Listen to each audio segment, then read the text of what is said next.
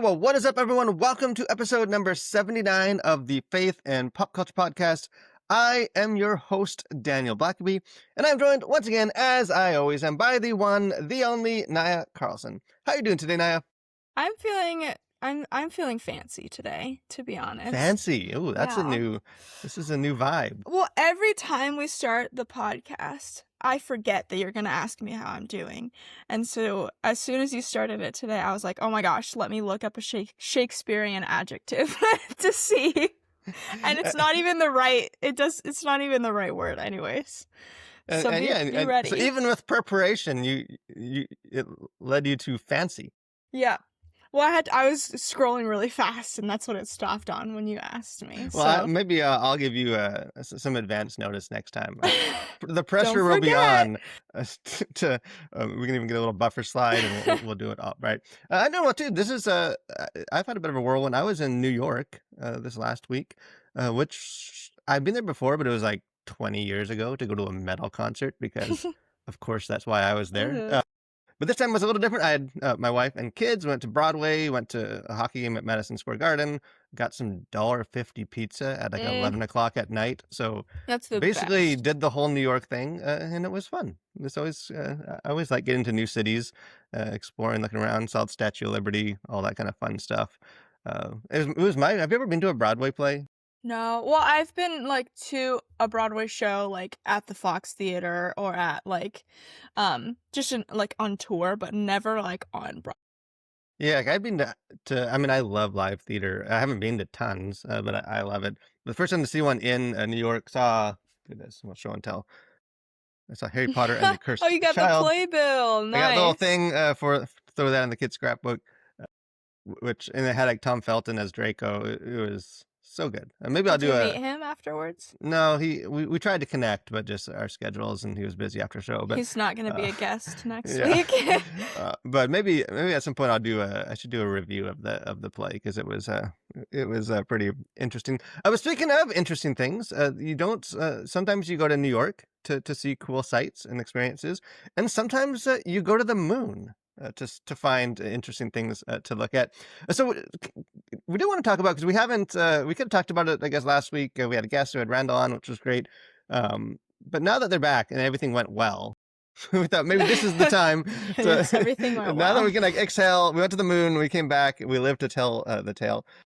Did want to get into a little bit, just the whole Artemis, I feel like I don't want to look past the fact that we just had people fly around the moon, because that is it's pretty cool.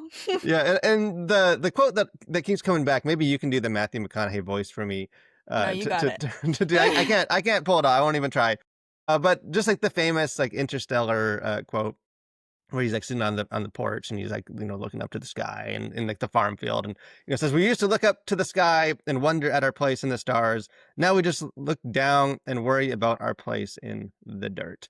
And I mean, that's just such a good quote. What a great iconic quote. But that's the one that keeps coming back whenever there's this sort of space stuff. Especially because I don't know what we can kind of get into some of the specifics of the mission, because I think there's some interesting stuff for Christians. But I don't know what your experience was of following it, but for me, I'm scrolling through my X, my Twitter, and there's just a bunch of garbage and people that I don't even follow. There's political people arguing about dumb stuff, and then it's and there's a picture of Earth from the moon. It's here's a live stream of people that are literally in space, and then scroll down and there's some dumb controversy that it's just such a totally online thing, and then it's and then here's some astronauts talking to us from the other side of space. Yeah. It was such a, I don't know, for me it was such an eye-opening of just a reminder of there's a lot more to life and the cosmos or existence than just the dumb looking down at our place in the dirt, kind of stuff. Yeah, it was pretty cool. I think it was this April, was it the 6th that they were actually gonna reach the farthest point. I didn't know that this was happening until that day. I was like, "Oh my gosh." And so I literally put it on my monitor as I was working. So me and my coworker Rebecca were like working, and then we'd look up and watch it like the whole day. So I got to, and I had my headphones in, so I got to hear like they quoted Project Hail Mary, and they said "amaze, amaze, amaze." And it took me a second, honestly, to like get that that was a quote, but I knew that it was still special because of how they reacted, and just seeing how much fun that they were having was really cool. And then I remember sitting there and hearing them right before they like lost radio contact, which is so horrifying to me. I'm like, oh my gosh, anything could happen. Like they're literally alone in I mean, like, if aliens space. are ever gonna come, that was gonna be the time. That would That's be what the I was waiting for. moment. So it was Like, really a really awesome experience being able to watch that and like hear that live and just be like, oh my gosh, we have people like 250,000 miles away from us. So it was really, really well, and cool. it's almost like, especially because Project Hail Mary just came out and it's, they're in space. There is almost a sense of like, I don't know, like a lack of reality to it. Like, it's like, well, Yeah. I guess, it's like, okay, like they're actually there. Like they're actually in space doing it. It's Mhm. not, we're so like desensitized by, sci-fi and movies and stuff, which are awesome. And obviously they're quoting it. And, I think that has its own place. But yeah, it's almost like it takes, I don't know. It's like my brain can't quite compute the fact that like we're in space. I know. That's such a, but what are some of the, like, because this is I think the furthest, because they didn't land on the Some moon, big accomplishments, but yeah. they went far. They Mhm. hit some new marks. Like, what are some of the accomplishments that they did? Well, it was the furthest that any human has traveled away from Earth. So I think that the furthest point they were 252,756 miles away from Earth. And then they came within 4,067 miles of the surface of the moon. And I think was the I don't want to see that ever again. Was the last time that someone landed on the moon like the first time someone landed on the moon? I was wondering, I don't know, that's the lack of our research, but I was actually Yeah. wondering that. Like, that's the only one that comes to mind. Like, I think it is. Maybe there have we was only ever one done it once? after. Maybe there was one after. You look that up. You keep Um, talking while I quickly. yeah. But so it's this mission was really important because NASA plans on landing on the moon again in the near future and establishing a moon base, which just sounds silly to me, a moon base, but also super cool. Like I kind of want to go. And then the crew, this is really sweet. The crew proposed to name two newly discovered craters Integrity after their ship and Carol after one of the crew member Wiseman's late wife. They saw a solar eclipse from the far side of the moon as the moon passed in front of the sun. And yeah, it was they just did a lot that humans haven't been able to do, but they're also like have been very clear. They're like, don't to this new generation, they're like, don't let this record be long standing. Like, I want you to go to Mars or something. Like do another feat that's even greater. Because apparently we're ignorant, because apparently we have landed on the moon 6 times. Okay, when was the last? The last one's like 50 years ago, though. The first was on the last was in 72. I mean, it was Okay. in a span of 3 years, 69 to the Apollo Yeah, 11, 12, 14, 15, 16, 17. they were And just 13 like tried and didn't sending make. So people up there.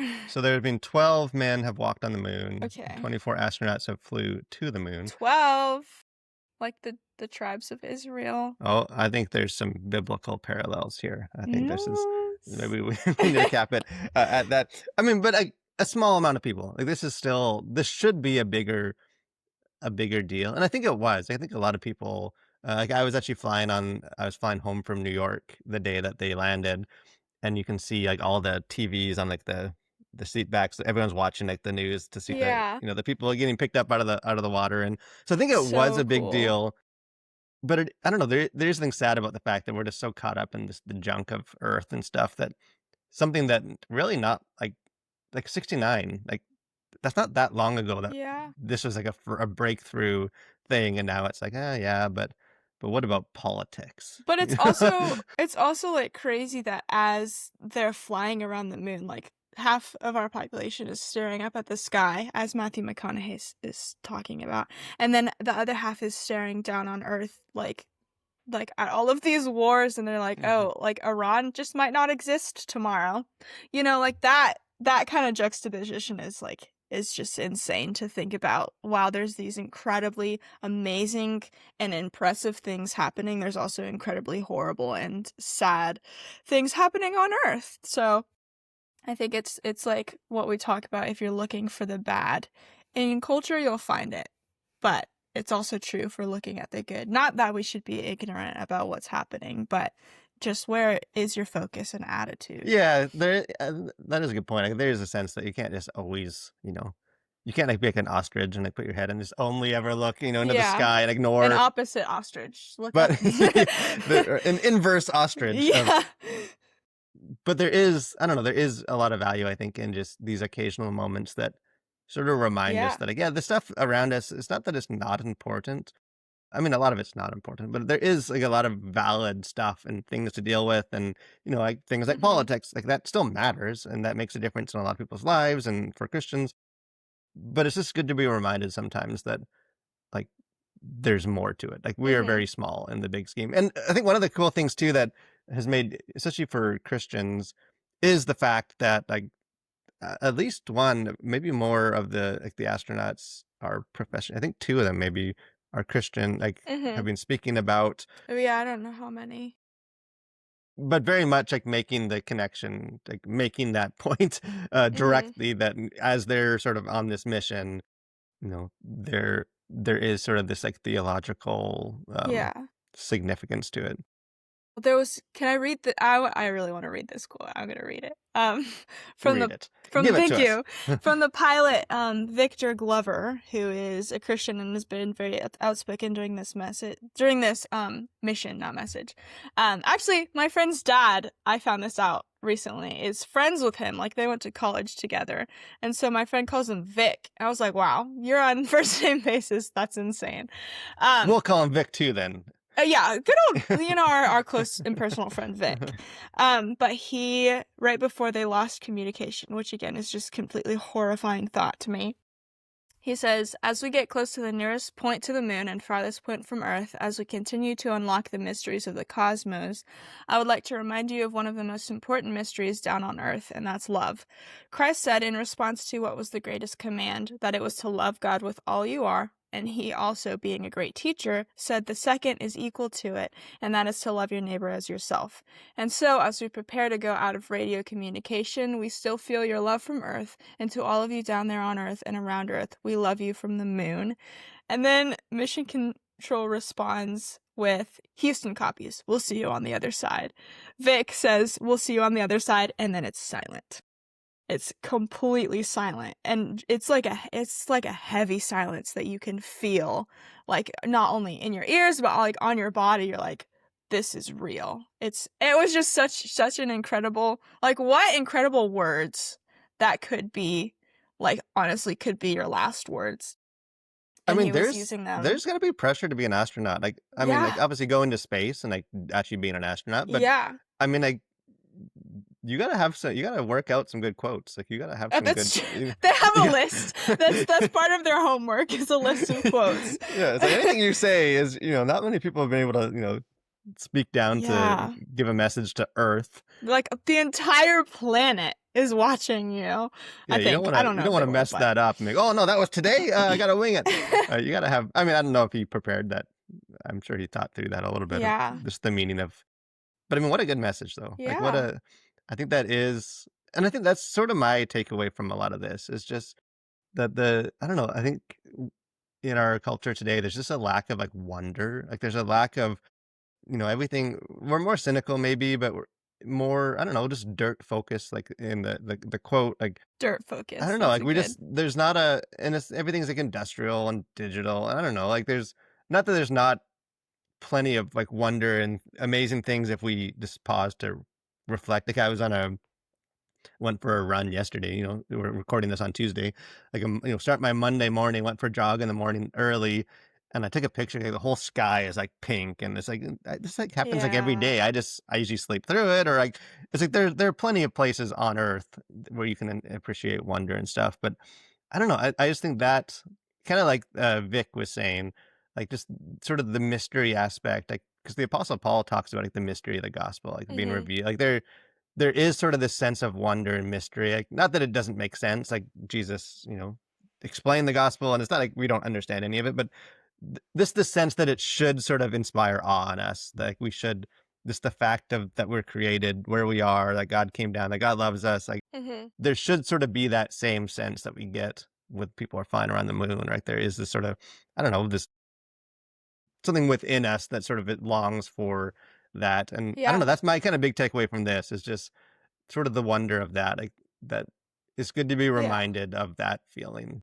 And just curiosity too. Like I was talking to a friend last night, and she was like, "I think curiosity is a characteristic that's almost necessary, for a Christian to have." Just she was saying like when she feels the furthest from God, it's because she realizes she's stopped asking questions and stopped like trying to get to know Him more and His creation more.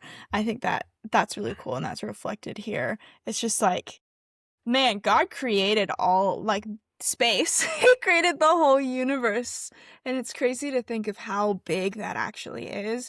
But that being said, like on the other side of that, like how massive it is and how small we are, yet how important we are. That's just mind blowing. Yeah, that is kind of the amazing like paradox of that. I don't know if it's a paradox where it is like there is a sense in these moments of like we are so small. We're just tiny. The cosmos is so there's so much of it that we will never, we will never see or even know exists. And there is sort of that sense of like smallness. And yet like, the gospel story is very much like, but you're so significant. Like, within this, you're so small, and yet Mhm. Jesus came to the earth and died for you. And you sort of have both of those of like we're so Yeah. small and like insignificant in the big scheme of things, and yet we're so important and central and like loved that I Yeah. don't know. It is such like a beautiful picture of the gospel, and I did think the Mhm. curiosity thing too. Like there is sort of that tendency of like I've always thought like if you ever feel like you like understand God, like then you very much shrunk God down to like fit your own like theology or like Mhm. you've got him all figured out in your own mind. Like you've reduced God to much less than he is. Like there should always be a sense that there's more of God than we can ever grasp, and like Mhm. we should be curious, and which I think is why too. And maybe the last thing we can say on this is just kind of the tendency to and I think it's not as prominent as maybe it once was, but to sort of pit like science and religion like against each other as though science is like I think a lot of like science came to be conflated for Christians with like Darwin and well, we don't agree with all of that because of Adam and Eve, and so we just don't like science.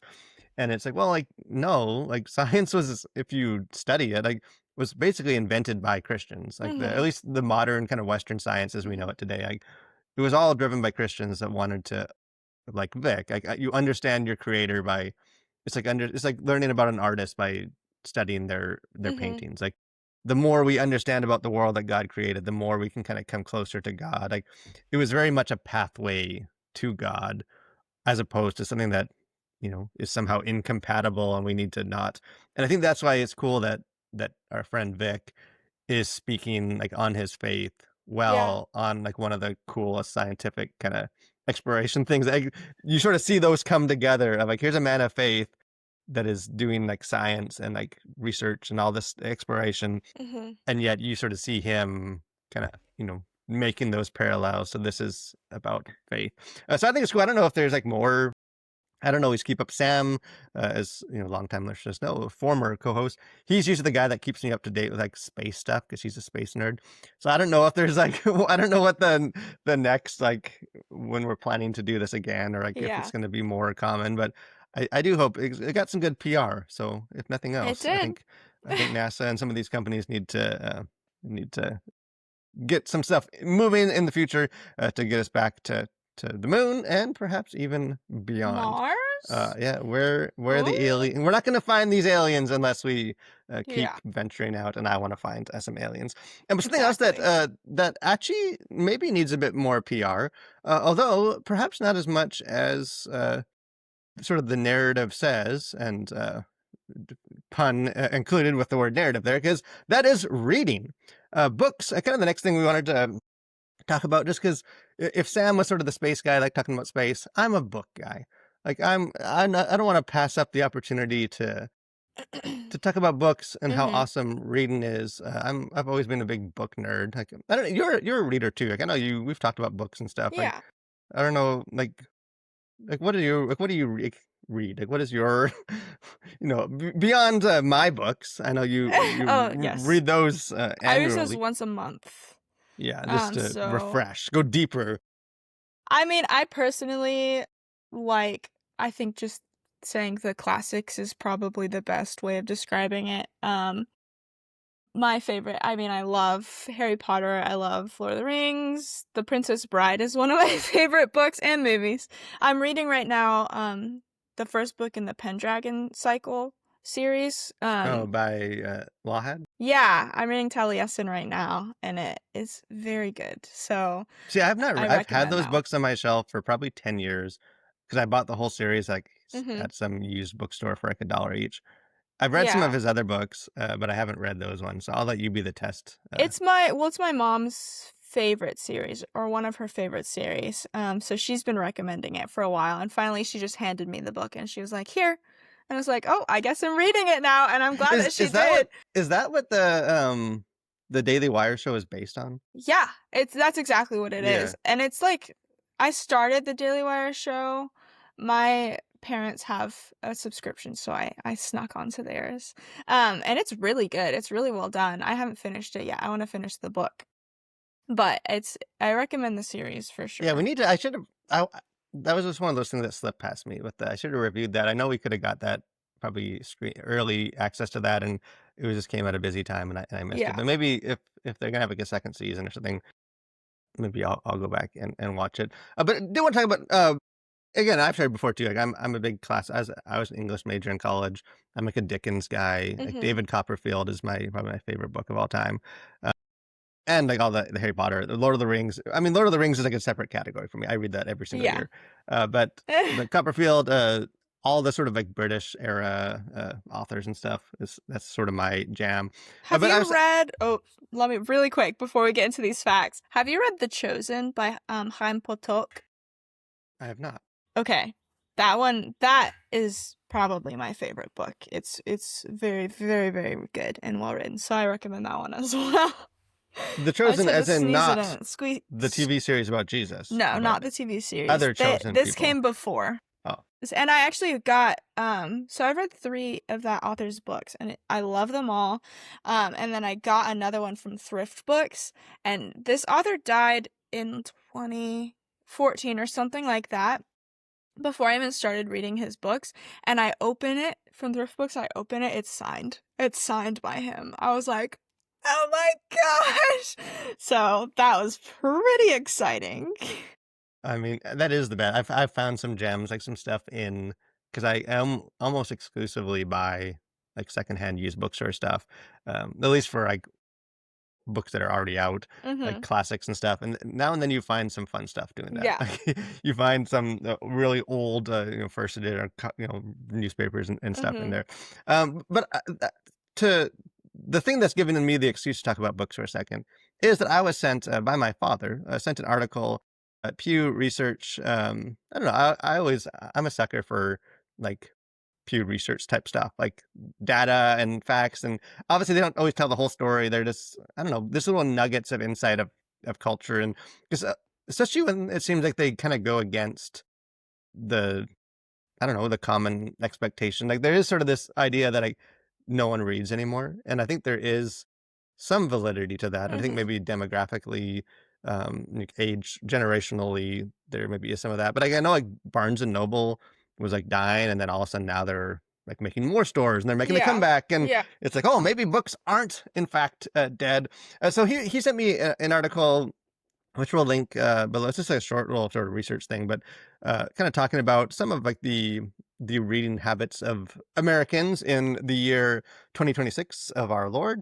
And I thought we'd sort of get into a little bit of just sort of the data of that, and I think maybe the significance too, of just from a Christian perspective. Beyond just the fact that books are awesome and people should read because reading's fun, Mhm. I think there are some like I don't know, even like theological implications of it. But why don't you share some of like the highlights of just the reading habits, Yeah. the data from the article, and then we can get into some of our sort of takeaways from it. Yeah, well, people apparently, which I agree with, prefer hard copy books over like audio and digital versions. Adults who have read like a hard copy print book in the past year has gone from 72% in 2011 to 64% in 2025. But digital and audiobooks have become more widely used. It went up from 17% in 2011 to 31% in 2025.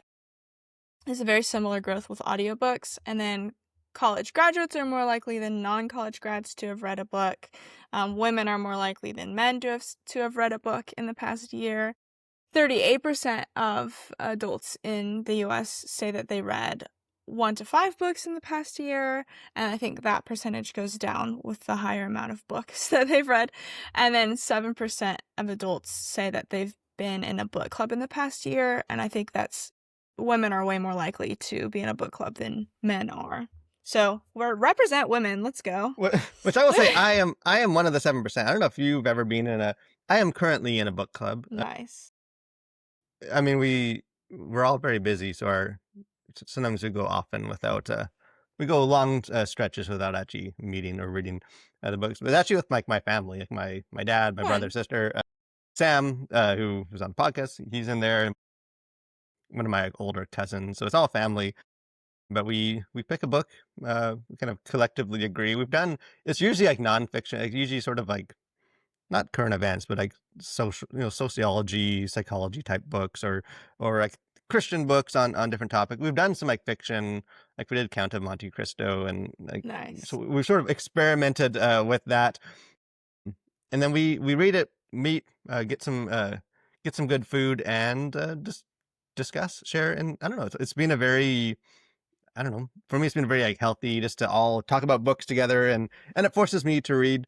I don't know how many I used to the last couple of years. I've drastically fallen off because I've had a bunch of writing deadlines, and I've just been way too busy. I'm getting back on track now, but the goal used to always be to read a book a week. Like I would track it. I would read like 54 books a year. There usually be times near the end of the year where it's like, okay, what's the shortest book I can find? Because I'm like 2 weeks behind on, Uh-huh. and I would also read some big ones too, but which is part of why I don't always track it anymore because like I want to Yeah. just read books I want to read, and I don't usually need motivation, but it is fun to kind of get into that habit. And I also too, my last confession, this is like Daniel confession hour, is that I am very much like my favorite place on earth is a used bookstore. Like physical Oh, books are very yes. I've Oh, yes. but I have finally at least dipped my toe. I bought myself a Kindle like a couple months ago, and it's kind of awesome. Like I won't Yeah, lie. I Like like they're Kindles a lot. um and most of the reason is just the convenience of like I think for reading like a classic book or something, I probably still want to have it in my hand, Mhm. smell the old book. But just the ability to like highlight and go back and check notes, and I don't know, it's like the convenience of it sold me. I just have a hard time giving up my like good old smelling paper Yeah. Yeah. hardcover book. No, I love bookstores. When I was in England, there was one oh, where was it? In Alnwick? I think there was a bookstore in Alnwick that was built in an old railroad station, and it was, like, massive. I got this book, this little I'm looking at it. It's called The Hums of Pooh. So it's a little Winnie the Pooh book, and it was like there's a note inside of it from 1943. Someone wrote to someone else for Christmas, and it's so cool. It's such a cool place to go. Which I love the history. That's like my favorite part of used books is like Mhm. it's like yeah, it's not doesn't the pages are bent and thing. Like there's like a story behind it. Like people had this, it's It's moved through different loved. It's people. well loved. And I will say then we can get into like because I think there's some significance to some of that, but it is become sort of one of my like habit things that like anytime I go to a new city, the first thing I do is I look up used bookstores, and I try to go to at least one in every so I did in New York. We found and I Fun. usually try and always buy one book. I find at least one book in there that I can buy and have bought one in all these. I didn't actually find one in New York, and we were doing carry on, and I didn't really have room, so I so I didn't do it there. But it is fun to always. Like, I've had to walk. Like we visited Washington D.C. and I had to. My family was like taking a nap in the hotel, and I had to walk like 3 miles to get to my the bookstore I wanted. Then I bought like 30 pounds of books and had to like haul them 3 miles Oh back my walking. gosh. So I'm fully committed to doing that. But it is fun. But I do think kind of why I wanted to. Besides this, again, because books are cool and it's encouraging to me to see that people still do read. Um, Obviously, I think some of the digital like people still read mostly physical books, by the numbers. I think part of that is the people that read the most are older people, and I think Mhm. that always, as you get older, I think you will tend to read more. And I think the current generation that's reading the most, like pre-exists. Like the boomers and stuff came before digital Yeah. read. Like so, there still is that. I think there will be a pretty drastic like swap to where the digital does, like we all sort of assume, will Mhm. take over physical books, and physical books will become more of like a novelty and stuff. So I don't know, but I am encouraged by this the fact that people are still reading, and I count audiobooks too. I listen to audiobooks all the time. Yeah. I'm constantly if I'm like making lunch or driving or just go to the grocery store, I bring my headphones, listen to an audiobook. So I am all in favor of reading in any form that you take. But I do think kind of what I don't know, for me, I think there is like a very special place in the Christian faith for books, and like this is Mhm. for like the written word. Like I think a lot of the attention um, lately is for sort of like the arts and storytelling within the Christian community has been centered on like films. Like that's sort of the I don't know, that's sort of like the sexy new medium, and it's like film. We're in Hollywood, and I think they're all, like I'm very much pro film, and I think film in many ways is like the most I don't know, like the most potent or like, visceral. Mhm. Like it kind of combines all the art forms Yeah. together, and I think in a way that makes it very unique. And so I'm all for that. But I think I don't know. In some ways, I think the written word has been sort of like pushed to the side as we focus on these other things. And I do think there are advantages to film and there are advantages to music and stuff.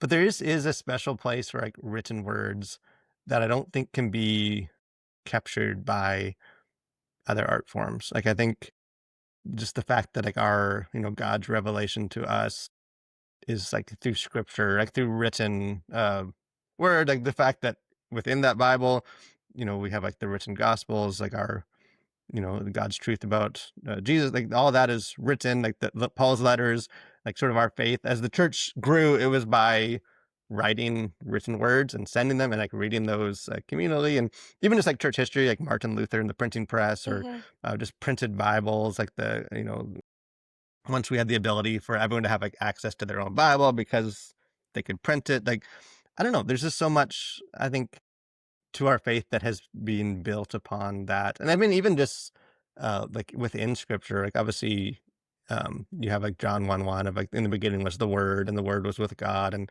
the word was God. And obviously I know Mhm. like logos, the word isn't necessarily talking about like, in the beginning was there's but I do think there is sort of a sense of that. Like, that is a key verse. And I think too, like God created by speaking, like he spoke words brought existence into order, or like Adam and Eve in the garden.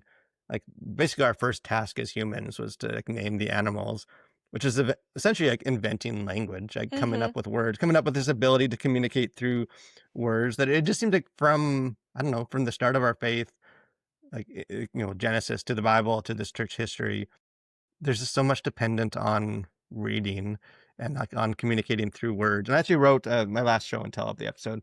I know this because I know now you've been begging me to borrow this, but I actually Mhm. wrote my I guess my camera's probably backwards, so you can't read that. But my doctoral dissertation. This is what got me my It's in a PhD. That's cool that it's, like, Yeah, I had to binded write and this big, and everything. it was titled "An Argument from Sublime Literature: How Language, Beauty, and Literature Point Towards the Existence of God." So I actually Cool. spent like a year and a half of my life just researching language and writing and literature, and like making a theological case that basically the fact that we even have books at all means there's got to be a God. Was the essence. Obviously it was more nuanced than that, but that was the essence of Yeah. the argument. But I don't know, like what do you think? I think even just like the skills I think we get from reading things that aren't scripture are applicable to how we approach scripture. Like I just Mhm. think that skill of reading benefits us in ways that I think we don't get from like engagement with the other art forms. It just, like, kinda enriches your life, like, there's just so many benefits to reading, like, even as opposed to film and music and stuff like that, there's just it really expands, like, your knowledge and your understanding of yourself, your understanding of the world, I think it's a very important skill to have, and it is, I feel like, very connected to like, that's how the apostles communicated with the early church was through writing letters and through written word and stuff like that. It's just it's so old and so powerful. I don't think it's ever gonna be like it's ever not gonna be relevant, even if the apocalypse comes. Yeah, You know? I'm very much I'm an optimist with some of this. Like I know there's like doom and gloom about people don't read anymore and like, books are gonna go away and it's gonna be like Fahrenheit 451 world or something where we're burning books because no one's reading them and stuff. Like I don't know. I've always thought like I don't think it will ever go away. Like I think it is so important to us as people that like it may change forms or something, but like storytelling and all that kind of stuff. I don't know. I've always believed that we're always gonna have that. But I like what you said too, because I think reading is a skill, and I think you know, because I've heard people say, "I'm just not a good reader," or like, "I just don't." Say, "Well, just read more." Like like anything. Like I'm not good at I don't know, like hitting a baseball because I don't swing the bat every day. Like I feel like it is a skill, and a lot of it is like concentration, and I don't know, like learning. Which is another thing I like about Kindle is it has like a built-in dictionary, so you don't know the word, you just cook it, and you expand your vocabulary, which I think is good. But even I think like I don't know, like for me, one of the biggest like skills that reading teaches you is just concentration. Like I think, Mhm. um, and I try to as maybe it's not a perfect. Maybe I'm selling films and stuff short a bit, but like I feel like you can watch a movie and be on your phone at the same time. Like you obviously don't get the full You shouldn't impact do as you would have. that. Yeah, you might make Christopher Nolan, have a I'm heart gonna attack. find you. I'm gonna find you, and I'm Like gonna throw your phone in the toilet. like That's I'm what's not gonna saying it's a good experience or that you get the Yeah. full experience, but like you can listen to music and not like just in the background. Like you can't really do that with Mm-mm. books. I mean, like you can glaze. We've all like, wait, what did I just read? Like I started daydreaming. Like, you can obviously like glaze through, but it kind of demands your attention, which is also why I Mhm. like to read like old books. Like it's like there's just like a slower pace to it that like almost forces you to really lean in and focus on each word and track what's going on, and which I think can be directly brought over to like reading scripture and like focusing and just that like direct, like you can't, I don't know, like you sort of have to give your full self to it. Mhm. And even like I think too, like this imagination, like I think films, I don't know how I would put this. I feel like films kind of like they can spark your imagination. You see, I don't know, you see like a sci-fi movie or something, you see, Harry Potter as a child or something, and it's like, like I have Yeah. young kids, and it's like every time we watch a new movie, everything in their world revolves around sort of that. Like they build it with Lego, and they want to tell their own stories that are very similar to what they just like.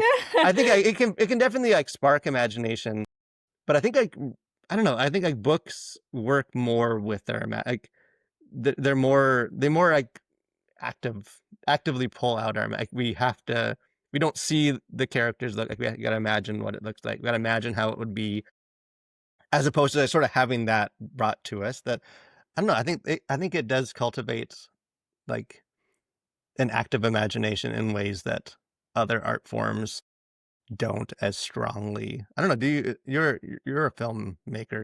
Yeah. I know you're probably always on the side of films, but Well, it also I yes, I am. But it also is I feel like in a way is more fully immersive than a film is, which I think is kind of contrary to what a lot of people would think. But just the fact that it takes so much longer to read a book than to watch a film, like that occupies so much more of your life than any movie could, unless it's like a really, really short book and the movie is like The Godfather 2. You know, it just takes up a lot more of your time, and so, Yeah, it's interesting comparing different art forms, because I think that there's definitely a uniqueness to each of them and importance for each of them, but they have different strengths and different weaknesses and different impacts. I don't know. Yeah, I think that is, we can kinda end it on that maybe. Yeah, like, I'm not saying, like, anti, like, I think there are things that each of the art forms can do. Like, I think music can move us emotionally in ways that other things can't, and I think, Mhm. there's films can activate all the senses in ways that other art. It's more just that, like, we sorta need all of them, and I feel Mhm. like, we used to sorta, like, Christian literature and stuff, like, I think there still is, maybe I just don't I'm not as plugged in as I used to be, like, that used to be the focus because we weren't making movies and stuff, and we kinda felt like we already had gospel music, and we checked that off, and, like, that's always sort of been around, but it just feels like kinda reading and stuff. I don't know, like, I've heard from so many Christians, and I won't name names, but, like, that just, like, the idea of reading to them is what a waste of time, like, instead I mean, unless it's I've had I can't tell you how many times I've had people like, "Oh, like, I'm a reader," but then it's like, I'll share things I read, and it's like, "Oh, you read fiction?" Like, what are you doing with like, what a way, or you see all those dumb, there's always those dumb memes of, by the age of 30, you should be, and it's My all, gosh. it's all these chest beating guy, alpha male people that, it's like, you should be, investing in stocks and not, playing video games or whatever. But they always include things, you should be reading these kinds of books, not novels, as though you know, as though novels haven't been one of the, biggest culture shaping forces in history, but Mhm. or even just that, I don't know, the Bible, Jesus telling fictional stories about his parables are fictional accounts, and, a lot of the greatest authors in history are who were basically sort of like the philosophers of their day as well, were novelists like Tolstoy and, Chesterton and all these guys, I don't know, there's this sort of this, and I think maybe some of it is that people equate Christian, they create kind of Christian writing with like the Amish girl in the field of wheat, and it's she was all alone, and then the perfect guy moved in next door, and they felt like just like the real trivial pulpy escapist Christian romance type stuff. But I don't know. For me, I feel like in many, I mean it's different, but I feel like I've been impacted probably more by reading fiction than I have Mhm. by especially like the Me timeless too. stuff, like a Dickens book or something that's like, this is still impactful 100 years later, as opposed to some sociology book on, this is where we are in 2026, and here's the situation, the political and how to, and it's like, this is going to be out of date in 6 months. Like, not that you can't learn from it and glean nuggets of truth, but I don't know. For me, I think the fiction and stuff and that kind of novels and writing just there's a more timeless quality to storytelling. And I read nonfiction and fiction. I usually have both on the go at all times. So Yeah. I'm all for that. I just think people should read more fiction, read more stories. And it seems like, at least for now, a segment of our population is still reading books as they Good should be. job. But Me if you are today. not one of that, 71% or whatever it was, then I don't know, just read one book. The last thing I'll say is, I'll give props to my wife, because she was a big TV person. She was just never, I don't know, she read in school. Like, by the time we got married, she could probably like use her fingers to count the books that she read by choice. Like, that wasn't like school. And because I don't know, I'm such a book person. We had tons of books around and stuff. I brought in way too many into our house when we got married. She just decided that she was going to read more, and she got a journal, and just read. She was reading, I forget how many books she would read every year, I don't know, 20 some books. And she went from reading nothing to, That's and awesome. even now, because I've been so busy and reading a bit less, I was like, she's actually probably reading more than I am. She just became a reader, even though she didn't grow up that way. It wasn't like it was too late or whatever. And, so I don't know. I encourage you, if you don't read a lot, and you're a Christian, try it. Or just in Doesn't need, general, yeah. yeah, you don't need to go get War and Peace or some No, you do. you That's the should. first book that you have to read is War Yeah, and I mean, Peace. this maybe won't surprise you, but I did read War and Peace on Christmas holiday. I was reading War and Peace on Christmas Eve one year, so that maybe you don't need to go that far, but I don't know, find a good book, even if it's like a modern novel, and just get in the habit. I think those skills are applicable to the Christian faith. Something that I know is always applicable, and I find actually is one of the most like foundational things for my own devotional time and walk with God, is what I'm sure will be shared in the final segment of this podcast, which is things we like that you should like too.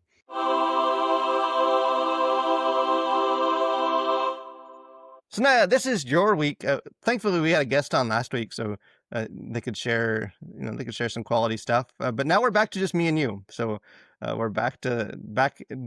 Join us back in the gutter. So this is your week to share something that you like. So what is it that you like that we should like too? I mean, I think that this is a little less abstract, unfortunately. So I had to bring it down a level just for you, Daniel. Oh, bring it down a level from dried mangoes. Yes, and we're getting to the real meat. The English countryside, all of those. Dusty and I this past weekend watched a movie by the legend himself, Mr. Rob Reiner, A Few Good Men, which I had seen before.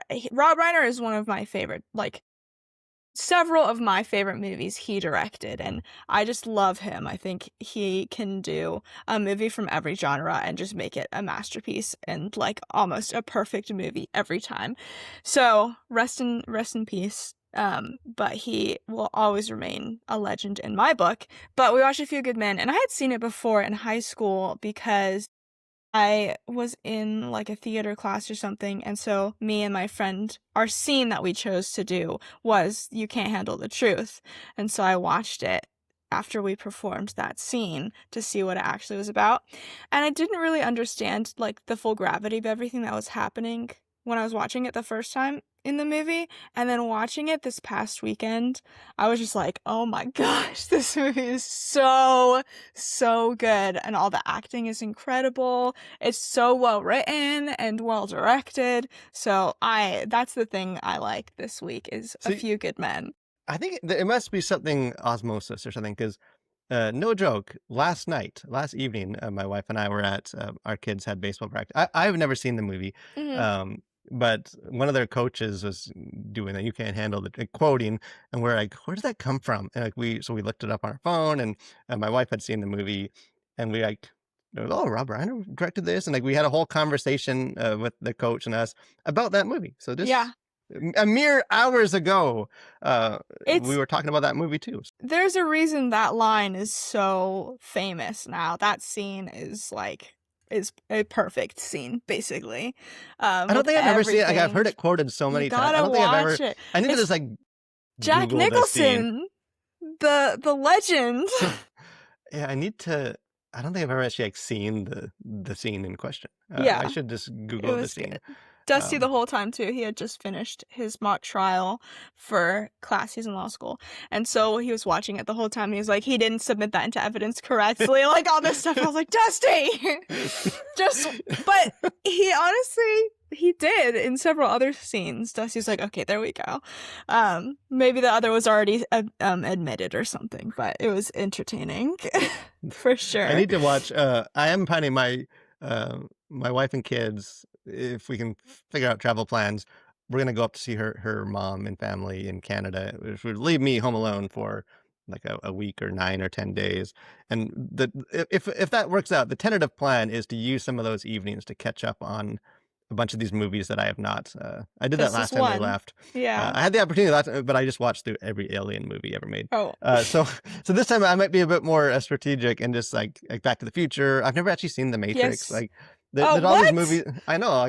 There's these movies that I just I feel like I need to have seen. Those are movies that you will personally love too. Yeah, I know. It's movies I know I'll like, and I should see because of what I do and cultural stuff. And I don't know. I never go back and watch those movies. So maybe